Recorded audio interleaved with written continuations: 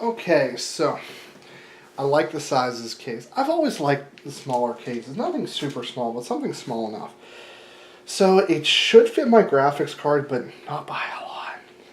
We're going to go ahead and take off this tempered glass side panel here. And take a quick look. We actually have plastic on this. So there's one thing I don't like about this case, but it wasn't really a deal breaker. But that is getting cables routed through here seems to be quite difficult at the bottom. But let's talk. So it's a nice size. We have plenty of ground mounts. We have SSD mounts. We have hard drive mounts. We have tempered glass, 2 pre-installed fans. Oh, I think this actually comes out the front, doesn't it? This is pretty cool. If I can figure out how to get it out. Oh yeah, this whole thing comes out. Dust filter lining the whole bottom. So this is like the Meshify-C from my understanding. The only difference is this is Meshify, essentially. So personally, I know it is a love or hate relationship, but I do like, move these over, the front. I think it adds, unique characteristics to it. It should add a fair bit of airflow. But overall, I'm quite happy so far with what the reviews I've seen. Cooling isn't its strength, but I think I should have plenty of that. I like having captive thumb screws at the bottom here to be able to mount the power supply. Let's actually go ahead and take off the back panel here. And these are removable. And you're able to put them back on too. So there's a shocker. I think, yeah, these are thumb screws that stay in. Just some of the little things. Fractal Design, they make great products. I just don't get a chance to use them. They're too simple sometimes for some people. So, so this indentation is nice for routing all your cables. That's going to make life easier. This comes off. This is your SSD tray, essentially. So it looks to hook in there and then go here. So, and then we also have 2 hard drive cages. We also have standoffs and all that fun jazz. We have a lot of room down here. I like that. We're going to be using temporary power supply. You guys won't see that part until I go to rebuild it. We have grommets up here, so that's good. Overall, quite happy. We have hard drive sleds, which I believe do support SSDs as well, which is pretty cool. And then just having these include cable ties, just a little nice touch. Front panel does come off, but it is attached to this. So I'll show you guys.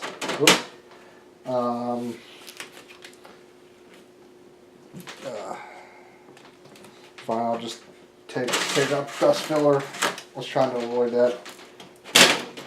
So this, one thing I don't like is that, and to get to the fans, you're now obviously have to take this part off, which is fine.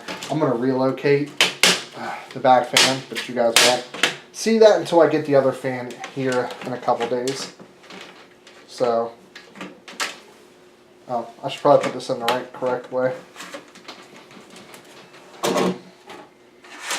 Just like that. Really nice looking feet too.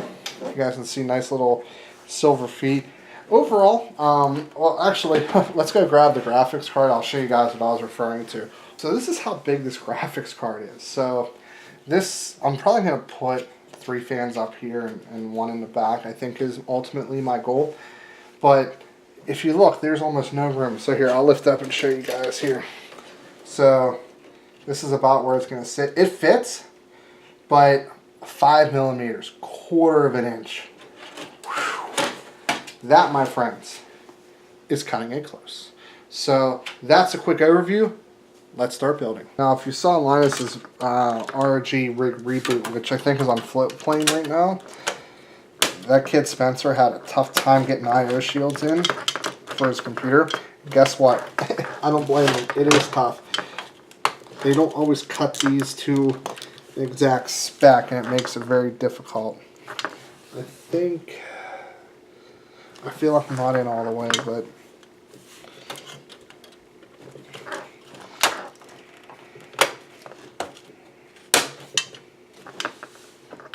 definitely not in all the way over here.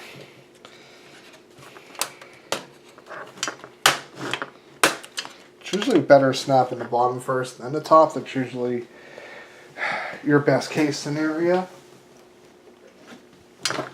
And then I have the system over here. It is never, okay, I won't say never, it's almost never a bad thing if you have the CPU cooler mounted correctly to actually grab a bicep cooler. This actually kind of fit in my other case. I never did a test fit on it, but I wanted a different case anyway. And I already found a buyer for it. It's actually, as of the filming this video, already sold. So one good thing Fractal Design does is the centerpiece over here is a screw that's already perforated, I guess would be the right phrase. So we're going to go ahead and get everything screwed in, and then we'll continue. So I pulled the system out to do a test fit on the screws. There's a good reason for it, because the first screw I tried didn't fit. But this one does. So for this case, it's the one without the lip. Just around top. So we're going to put the board back in, angling it towards the I/O shield, and then just being careful to get it slotted, which it is slotted into the center punched out screw, which is good because we actually then only need 8 screws to get this bad boy in. Definitely don't want to screw them all the way down in this case, although they all look to be matching up quite well. You never know.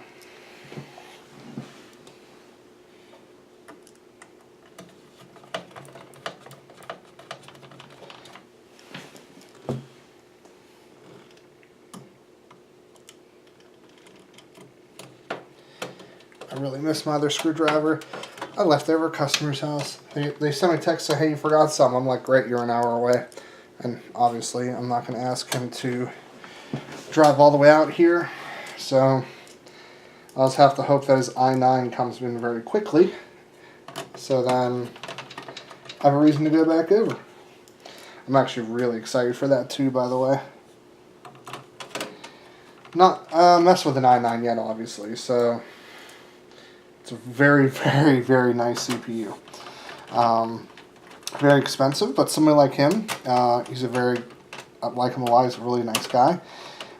He needs the best of the best, not because he likes to throw money away, but he does really high-end videography, 4K drones, all that stuff. And we did a Threadripper build for him, but that platform was not ideal because Adobe really doesn't like much more than 8 cores, and they are in bed with Intel for QuickSync. So, yeah, that makes life difficult. So, his motherboard ended up dying actually, which kind of stinks. So he said, screw it, let's get the board replaced and go something different. So, motherboard is installed. Now, it said it fits graphics cards up to 315 millimeters, including the fan. Now, I didn't really appreciate exactly what that meant until I realized that my particular graphics card is 310 millimeters, as you guys saw. So it does fit, not by much. In fact, a very, very small amount. I actually have to take these out as well. You remember this actually has a GPU bracket, so these do need to come out. Although I do like to keep these guys in because it just makes the whole build look cleaner. You know, my last system had a vertical GPU mount. Yeah, I ordered it and then sold the case, so there went that idea of using it. Man, that's not much clearance at all. Now it's kind of hard to see how I'm doing this here, but I'll try to show you guys the best I can. So essentially, this bracket is designed to prevent sagging of the graphics card. So, a couple ways we can do this. I'm actually going to see if I can, nah, it won't rest on there. But it pretty much covers 4 slots.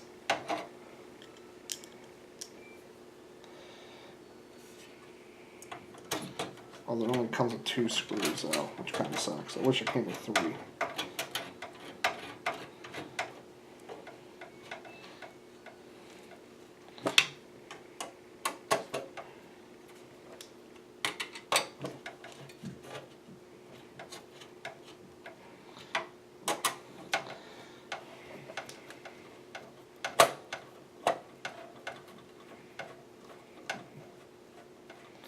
And then I'm going to try to put this last thumb screw back in.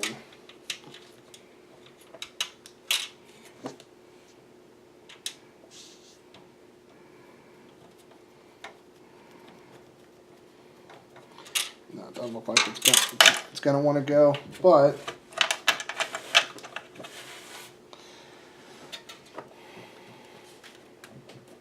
I feel like if we actually move this up a little bit,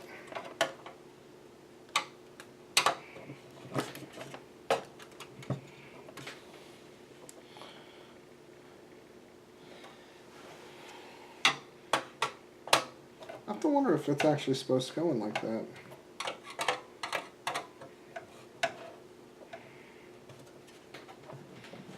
It's definitely securely in there, there's no doubt about that. What I'm going to probably do though is put some sort of flat screw in at the top there to be safe. The last thing we're going to do in this part is install the SSD and the hard drive. So these should be pretty straightforward. I suspect this, not like that. We will take 2 screws as I always do because this is my system and I'm not that worried about it.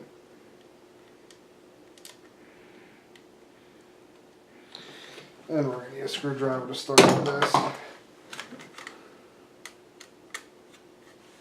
So you simply just screw into there.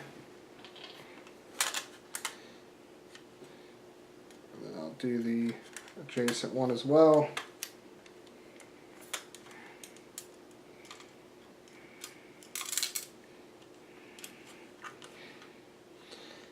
So I usually recommend at least 2. Just so it doesn't move here. Darn it.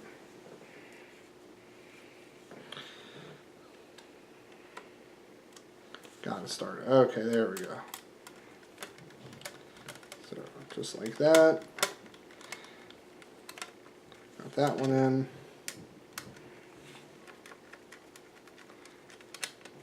There we go. And then hook this right back in. Line up with the thumb screw. Done. And then we will do the top hard drive mount. So it looks like this. It does not have side mounts, but that's fine. So this will actually stick out a fair bit here, but it does. That actually doesn't stick out that far. I was just too far out. So there's that. And if I remember correctly, yes, we actually have specific screws for this, and it is more for anti-vibration. So there's 8, and we're going to put all 8 in here. So let me just get them lined up and started, and I'll show you which ones these are in a minute.